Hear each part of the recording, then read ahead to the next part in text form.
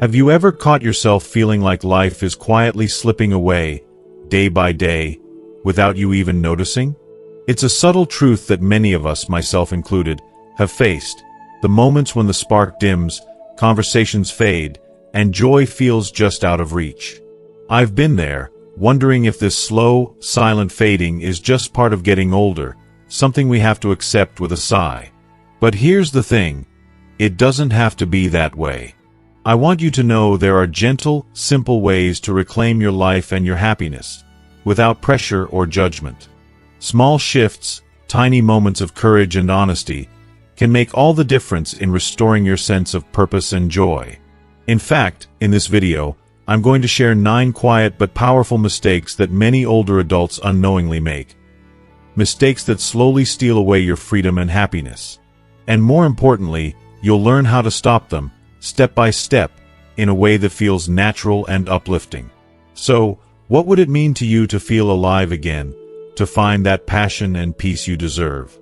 I'd love to hear your thoughts because you truly deserve to live your best life, no matter your age.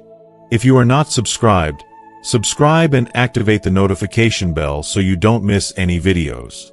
If you like the topic of this video, please comment 1. Now, let's begin. 1.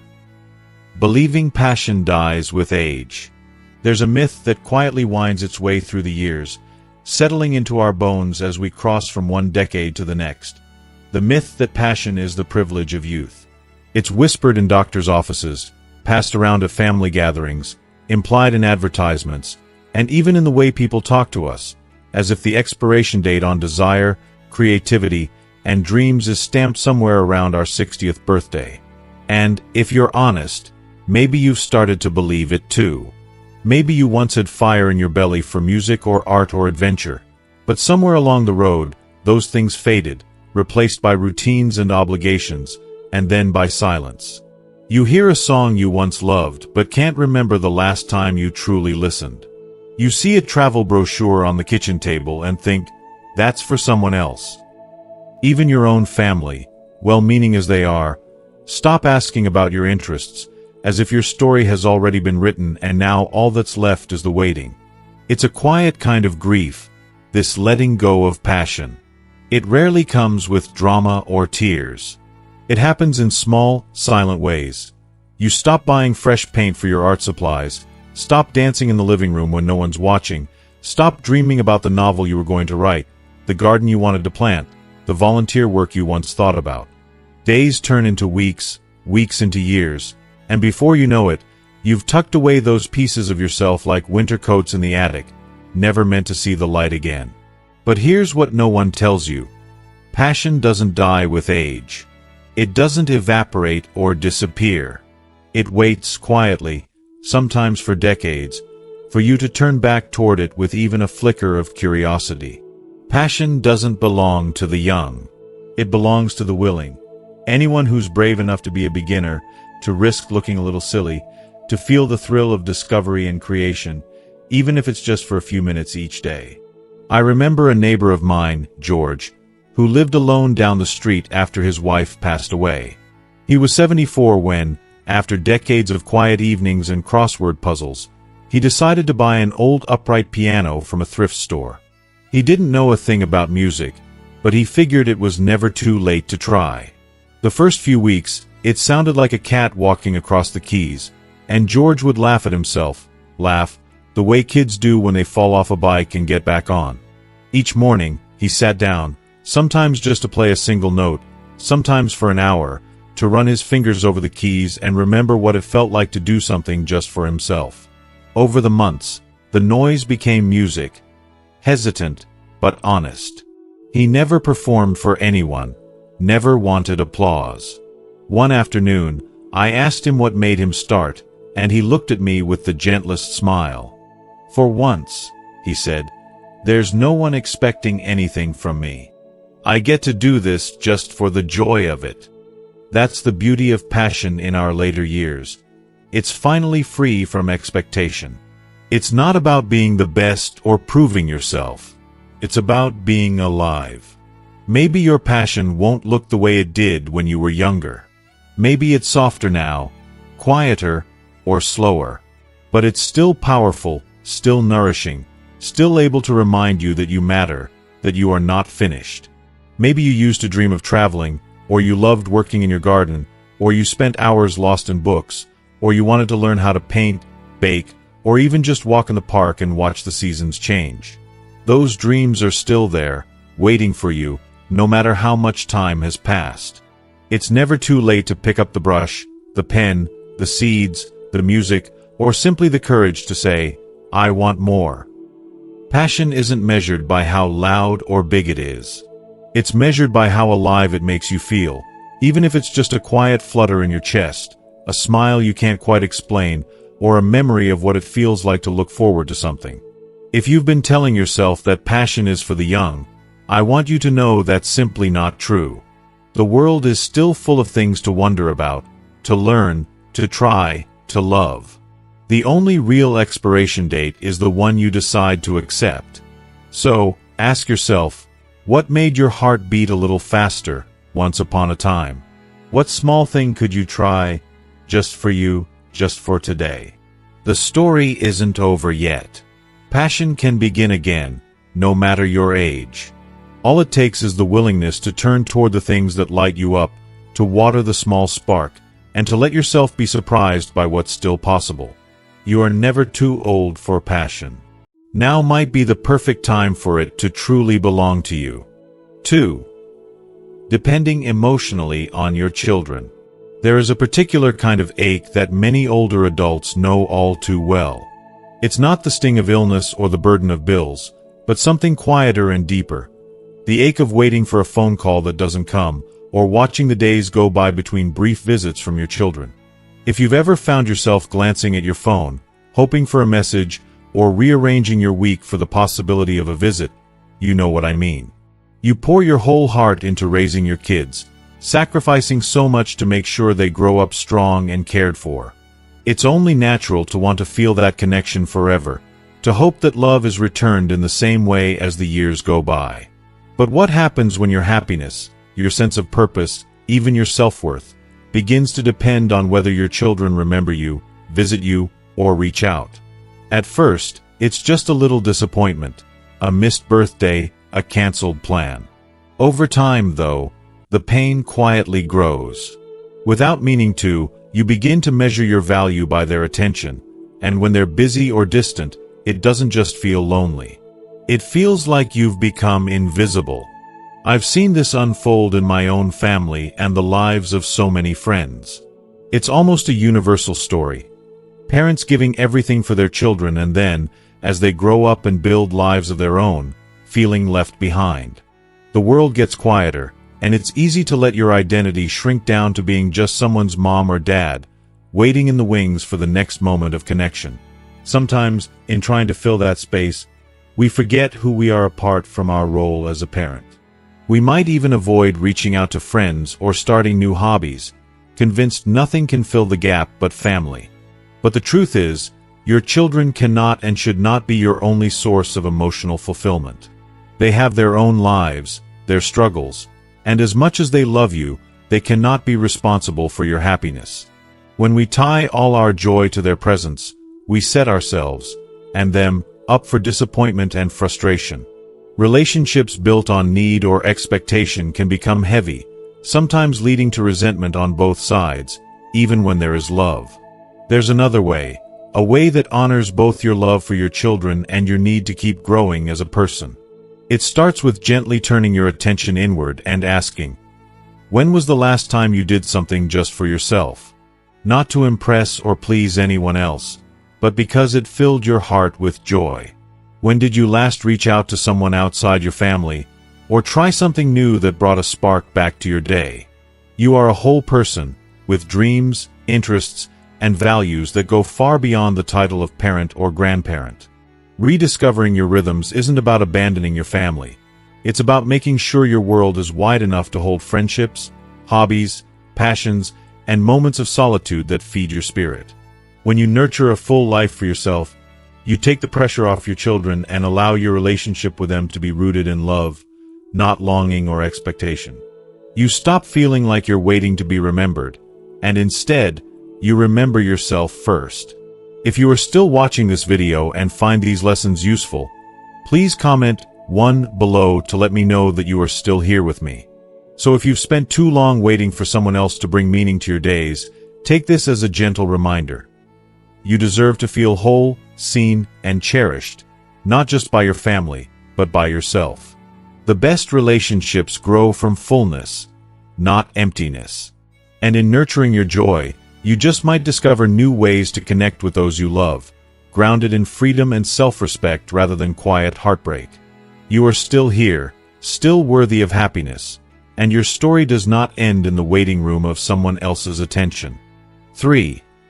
Neglecting the body because it's too late anyway. There's a certain kind of resignation that can settle into your bones as you get older, a quiet voice that says, "What's the point?" Maybe you've heard it whisper when you reach for that extra cookie, skip your morning walk, or decide to eat whatever's easiest because cooking feels like too much work these days. Maybe it shows up in the way you look at your reflection, no longer searching for signs of health or vitality, but instead focusing on aches, wrinkles, and all the ways you think time has gotten the better of you. I know that voice. I've heard it from friends, from family, and sometimes even in my mind. So many older adults fall into this gentle, dangerous trap. The logic seems almost kind, almost a form of self-compassion. I'm already old. My best days are behind me. Why bother now? But in reality, it's not kindness. It's a quiet surrender. You stop caring for your body, telling yourself it's too late to make a difference, and little by little, you give up small things. An evening stretch, a favorite meal, a walk in the park, an extra glass of water, a good night's sleep. At first, the changes are barely noticeable. But soon, getting out of bed is harder, your energy is lower, and your world shrinks to the path between the couch and the kitchen. You start to believe your body is just something to put up with, rather than a partner to carry you through your days. But here's the truth, whisper gently. Your body never stops responding to how you treat it, no matter your age. You do not need to be young, or thin, or strong, or beautiful by anyone's standards. What your body craves is care, movement, nourishment, rest, and gentle attention. When you show yourself even the smallest acts of physical kindness, you send a powerful message to your spirit. I still matter. I am still here. I think of my neighbor, Mrs. Collins, who decided to start taking short walks around her block at age 81. She didn't do it for fitness or to impress anyone.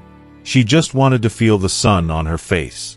The first week, she needed to stop and catch her breath every few houses.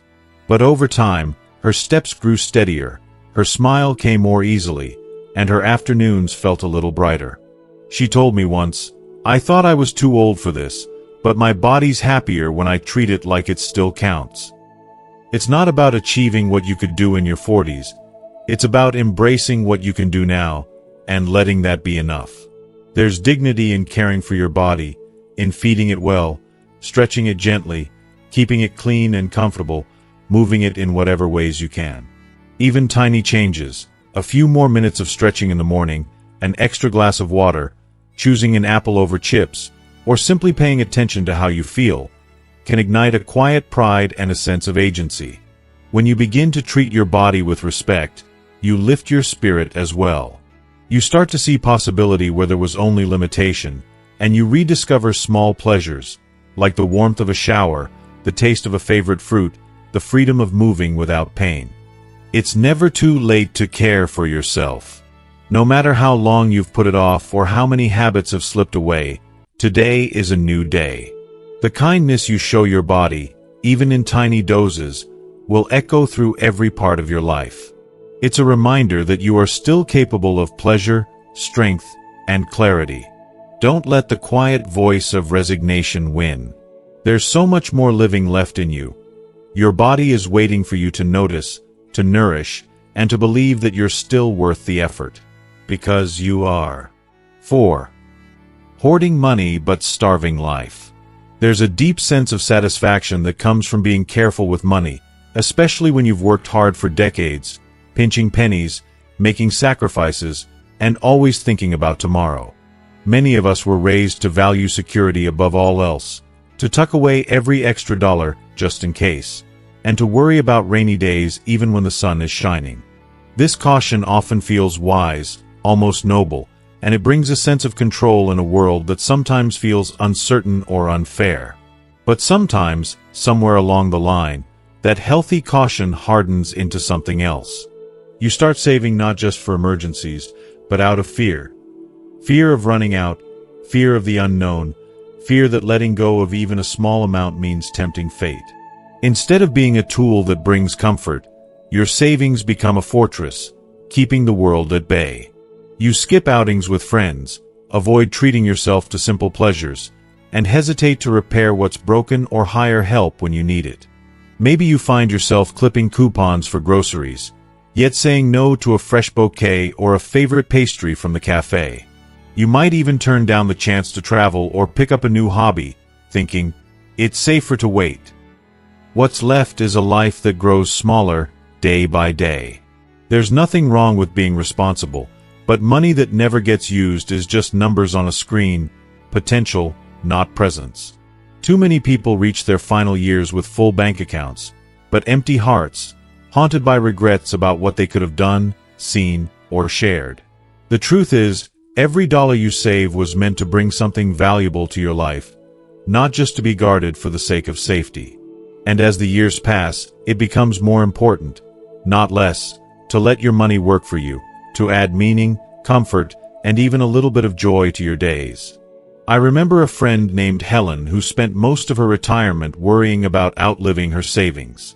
She refused to replace her favorite chair, though it squeaked and hurt her back, and never once treated herself to the bakery's fresh cinnamon rolls she always admired. When her granddaughter invited her to the beach for a weekend, Helen hesitated. She calculated the gas, the meals, the hotel, and convinced herself she couldn't afford it. But after years of saying no, she realized that her world had become a little quieter, a little grayer. Finally, one spring, she decided to say yes. That weekend became one of her most cherished memories, and she laughed. I spent money, but I got my life back. It wasn't reckless. It was living. Money is meant to be used for experiences, comfort, and connection. It's okay to be careful, but don't let the desire for security turn into a prison that keeps you from living fully. Go out for lunch with a friend, buy the sweater that makes you smile, sign up for a class you've always wondered about, and hire someone to help with chores that exhaust you. These aren't wastes, they're investments in the quality of your days. Even small acts, a bouquet, a cozy blanket, a special meal, can remind you that you're still alive, still worthy of joy. Ask yourself gently, are you guarding your savings so tightly that life can't get in? Are you starving your soul out of fear, rather than honoring all you've worked for by letting yourself enjoy what you've earned? Remember, you've already paid the price in effort and time. Don't forget to collect the reward. Your legacy isn't just the money you leave behind, but the life you live now, the memories you create, and the warmth you share.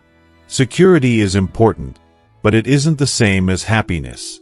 Let your money serve your life, not the other way around. The richest moments are the ones you let yourself truly experience.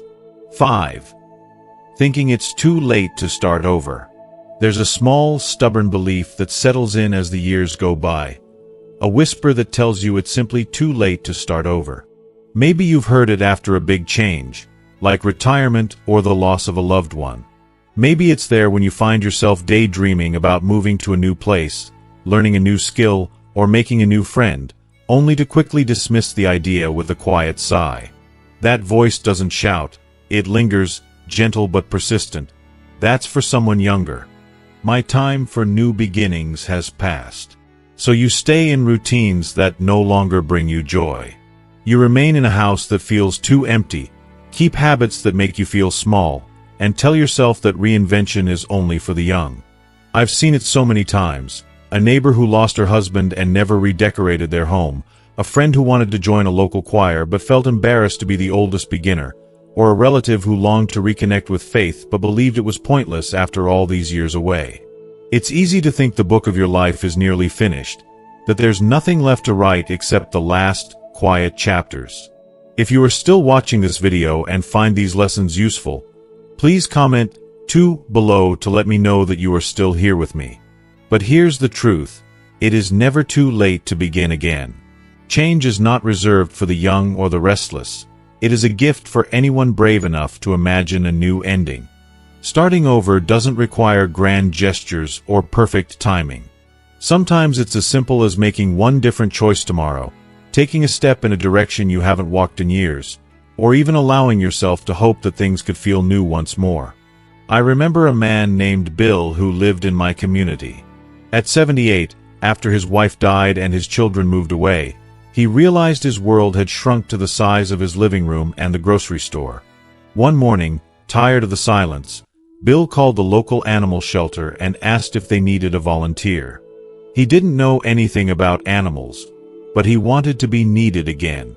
That first week, he felt clumsy and out of place, but by the end of the month, he had learned to walk the dogs, chat with visitors, and even organize a little fundraising event. Bill told me, "I thought I was too old to start over, but I found a whole new piece of myself I didn't even know was missing." Starting over doesn't mean forgetting your past or erasing the pain of what you've lost.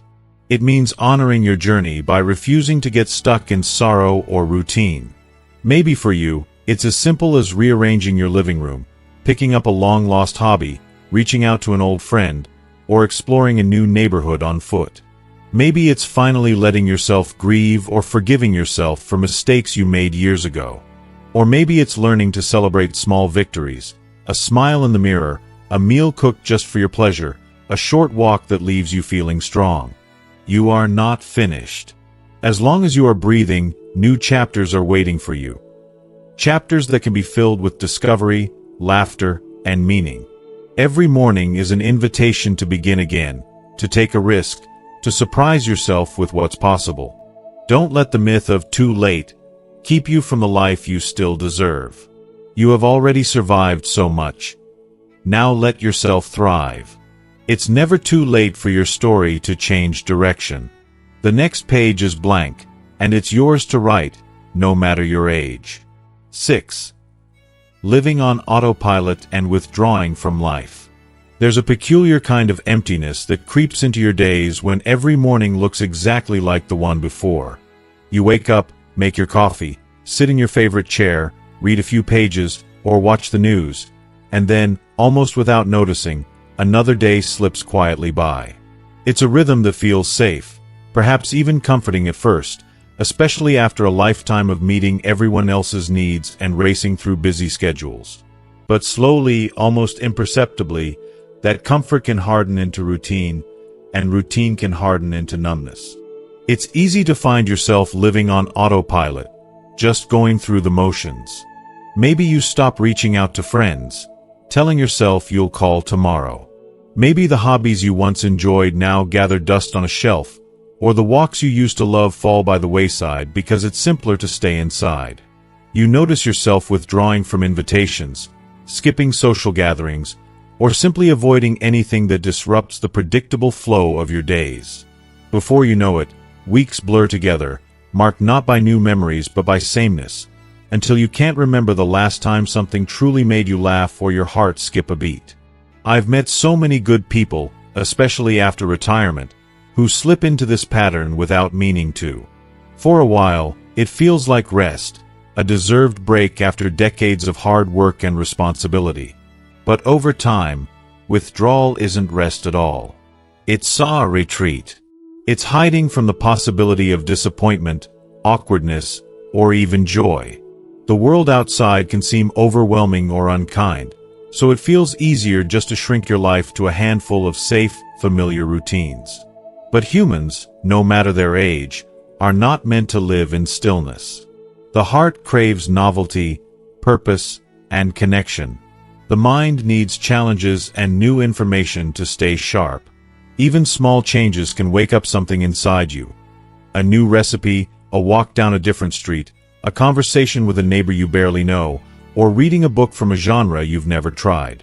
These little sparks of curiosity and engagement remind your spirit that the world is still wide, full of surprises, still worth exploring. I think of my Aunt Mabel, who spent several years after her husband's passing sinking deeper into routine. Her world had shrunk to her living room, her crossword puzzles, and her favorite TV shows. But one afternoon, on a whim, she joined a group at the local library that met to share stories and play cards. At first, she felt awkward and out of place, afraid she'd have nothing to add. But slowly, week by week, she found herself looking forward to those meetings, sharing a laugh or a story, and noticing the colors of life returning bit by bit. "I didn't realize how much I missed feeling part of something," she told me. "I just needed a nudge to wake up." You don't have to fill every moment of your day with busyness. But you do deserve to be more than a bystander in your own life. Ask yourself gently, when was the last time you did something unfamiliar, something just for the sake of feeling awake? Even tiny acts, tending to a plant, calling an old friend, or listening to a new kind of music, can shake you loose from autopilot and help you rediscover wonder. It's not too late to re-engage. Life is still happening, and you deserve to be an active part of it, not just someone watching from the sidelines. Don't let habit rob you of joy, or routine replace real living. You are still here. Let yourself be here every single day. 7. Clinging to draining relationships. As the years go by, your circle often becomes smaller. Friends move away, loved ones pass on, and family members get swept up in the busy tides of their own lives. In that quiet, shrinking space, it's natural to hold tightly to the relationships that remain, sometimes even when those connections no longer feel supportive or loving. You tell yourself it's better to have someone than no one at all, that shared history is reason enough to keep meeting for coffee or answering the phone when the conversation leaves you feeling exhausted, anxious, or unseen. It's a secret ache, this habit of clinging to relationships that drain more than they nourish. Sometimes it's a friend whose words always seem sharp, whose visits leave you questioning your worth. Other times, it's a relative who relies on you for everything, never pausing to ask how you're doing. Maybe it's someone you've known for decades, a neighbor, a former colleague, or even a member of your family, whose presence you endure out of loyalty, guilt, or simple habit. We grow up believing that setting boundaries is selfish, that walking away is unkind, especially after so many years. The older you get, the heavier these beliefs can become, until you feel trapped between the fear of being alone and the pain of staying connected to those who don't truly see or value you.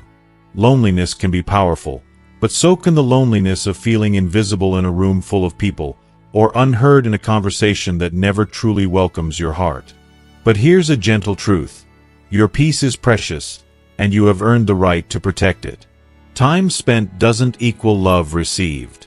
It's not cruel to say no to relationships that cost you your sense of self or well-being. It's an act of clarity and respect for yourself, and sometimes even for the other person.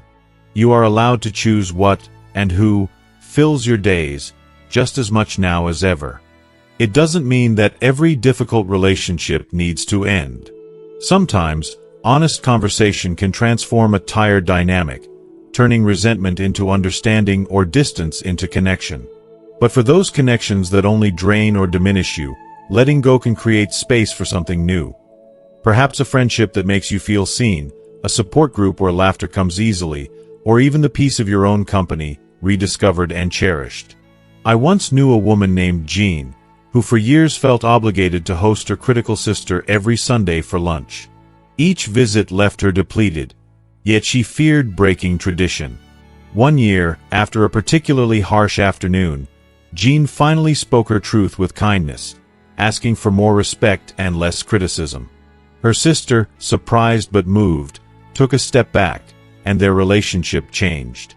With new boundaries, Jean found room to invite a neighbor for tea, to reconnect with old friends, and to rediscover joy in her Sundays. She told me, "I wish I'd learned sooner that I could choose the company I keep." You have come so far in life. You do not have to spend your precious days appeasing those who cannot meet you with respect and kindness. Setting boundaries is not selfish, it's necessary. It gives you the freedom to grow, to rest, to welcome what uplifts and inspires you. The years ahead are still yours. Let them be filled with people and moments that bring you peace, laughter, and the comfort of truly being yourself. 8. Abandoning your spiritual life. There's an emptiness that sometimes settles in as the years pass. A quiet longing that isn't quite loneliness or boredom, but something deeper, harder to name. For many, this ache arrives as the spiritual part of life begins to slip quietly into the background. Perhaps you once found comfort in prayer, in sitting quietly with your thoughts, or in the simple wonder of nature. Maybe faith was a steady companion, a source of gratitude or awe, or just a sense that you belonged to something larger than yourself. But over time, as routines changed, loved ones passed, and life's disappointments accumulated, you may have found yourself drifting away from that anchor. It's easy for spiritual life to fade without you even noticing. You get busy taking care of your body, your home, and the little details of everyday living. Or maybe there's pain, loss, illness, heartbreak, that makes it hard to trust or to hope the way you once did. Sometimes, you might even tell yourself you've outgrown the need for such things, or that questions of meaning and purpose belong to someone else, somewhere else at another time. If you are still watching this video and find these lessons useful, please comment 3 below to let me know that you are still here with me. But the soul doesn't stop needing care just because we grow older. If anything, it calls out more clearly in the stillness, asking for your attention. It's not about religion, or rules, or any single way of believing. Spiritual life is as unique as each person who seeks it. It might be found in lighting a candle at dusk, writing in a journal, sitting quietly in a garden, or sharing a meal in gratitude with a friend. It could be listening to music that lifts your spirit, reading poetry that stirs your heart, or walking slowly through the woods and feeling connected to every living thing. I remember a neighbor named Samuel, who spent years ignoring his spiritual life after losing his wife. For a long time, he just went through the motions, eating, sleeping, doing chores, never pausing to reflect or to feel. Then, one autumn morning, he sat beneath a tree in the park and, without meaning to, began to speak aloud to his late wife, sharing memories, hopes, and even regrets. The words came with tears, but also with a sense of peace he hadn't felt in years. After that day, Samuel returned to the park often, sometimes to talk, sometimes to sit in silence, and slowly, he rebuilt a quiet connection with his spirit. Reconnecting with your spiritual self doesn't require grand gestures or perfect faith. It simply asks for presence, a willingness to listen to your own heart, to honor the questions and longings that arise. It might mean returning to old rituals, or creating new ones that fit the life you live now. It means permitting yourself to seek comfort, wonder, and meaning in whatever way feels right to you. Your spirit is not broken, and it is never too late to come home to yourself. By tending to the inner life, you invite back a sense of peace, belonging, and purpose that can nourish you through all the seasons ahead. You have lived so much, seen so much, and still, there is room for awe, for gratitude, for reflection, for a gentle faith that there is beauty and meaning yet to be discovered. Your story isn't finished. The quiet work of the soul can begin again today, with just a single, honest breath. 9. Believing there's nothing left to discover. There's a silent resignation that can settle in with age, a quiet voice insisting the days of adventure are behind you, that life's big surprises, joys, and discoveries are reserved for the young. Maybe you find yourself thinking, "I've seen it all," or "nothing new ever happens anymore." The world seems smaller, your routines more predictable, and the vibrant curiosity that once colored your days fades into gentle shades of gray. You might walk past a flowering tree without noticing, or hear laughter in the distance and feel a pang of longing, as if delight and wonder belong to someone else, not to you. This belief can be so subtle, so pervasive, that you don't even realize it's guiding your choices. You turn down invitations, avoid trying new foods, stick to the same books, or hesitate to reach out to someone new. Your days blur together, marked by sameness, and it becomes easy to think, maybe this is just how the rest of life will be. But what if that quiet voice is wrong? What if the greatest discoveries are not behind you, but waiting patiently for you to look up, to pay attention, and to believe there's still more ahead? Some of the most moving, transformative moments in life don't arrive with fanfare. Sometimes they appear as small invitations, a neighbor suggesting a new route for your daily walk, a friend sharing a favorite movie you've never seen, or an article that sparks a new interest. The truth is, the ability to be surprised and delighted never really leaves us. It only goes quiet when we stop inviting newness into our days. I remember an older gentleman named Frank, who, after years of sticking to a tight schedule and familiar routines, decided one spring to take up photography.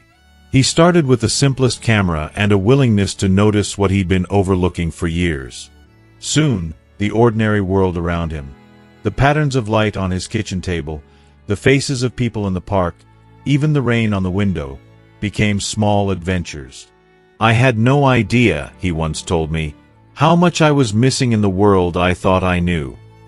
Frank's days grew brighter, his world larger, and his spirit lighter with every new picture he took. It's never too late to open yourself to discovery. Curiosity is not a trait reserved for childhood. It's a gift you can claim again and again, no matter how many birthdays you've celebrated. Sometimes it just means looking out the window with fresh eyes, asking a new question, trying a recipe you've never cooked, or starting a conversation with someone you barely know. Other times, it's exploring your thoughts and feelings, listening closely to the dreams, fears, and hopes that still quietly live inside you. There's so much left to see, feel, and understand in this world. The greatest journeys aren't always measured in miles, but in the depth of your attention and your willingness to be moved. Don't let the myth of nothing left close you off from the wonder that's still possible. The world still has new colors for you, new music, new connections, and new joys, if only you'll let yourself seek them out. Each day offers another chance to discover, to awaken, and to remember. You are never too old for surprise, never too late for delight, and always worthy of a life that unfolds in beautiful, unexpected ways. You've journeyed through a lot of truth today, truths that might have felt familiar, or maybe even a little hard to hear. But I want you to know this: none of it is about blame or shame. It's about awakening, about remembering that your life is still yours to shape, still filled with possibility, still worthy of joy and dignity. You've lived through decades of change, challenges, love, and loss. You've survived what many couldn't, and here you are, still breathing, still becoming, still able to choose how the next chapters unfold. It's never too late to take that small, courageous step toward a life that feels fuller, brighter, and more yours. Change doesn't have to be overwhelming or sudden.